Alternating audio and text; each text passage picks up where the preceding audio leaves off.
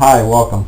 On this video, I'd like to take a few minutes to talk about the issue of physical force and at the interactive level, and whether or not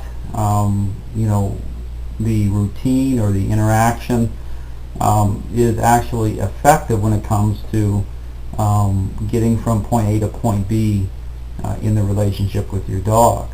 And so when you look at, say, a technique such as an example I use is the dominance roll itself, where you take a dog and roll them onto their back until they submit.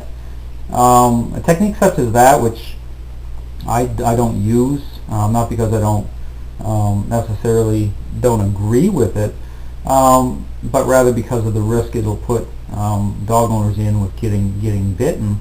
But the other question to really ask is, when you use a certain technique such as the dominance roll, is it really effective when it comes to creating the type of change, relational change, with how the dog owner thinks and interacts, which is going to move the relationship ahead? Or is it merely an expression or an outlet for frustration in the relationship? Because what I clearly show through nature and through the depth of this connection dogs share is that dogs actually know the real deal of whether or not it's one or the other, whether or not the dog owner is actually changing, or whether or not they're merely going through the motions and trying to hold on to their old way of thinking.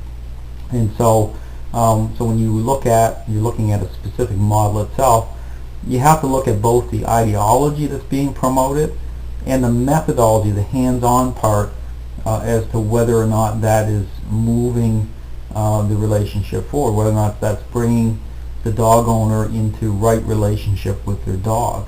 And so when I talk about right relationship, the ideology, I'm talking specifically about meeting a dog's leadership needs, because through nature, through this whole issue of strength and weakness, dogs are able to get a three-dimensional view, so to speak, as to how you're thinking, how you're connecting, how you're interacting, and how you're relating with your dog. So they're able to kind of check off the boxes, so to speak, as to where you're standing in the relationship.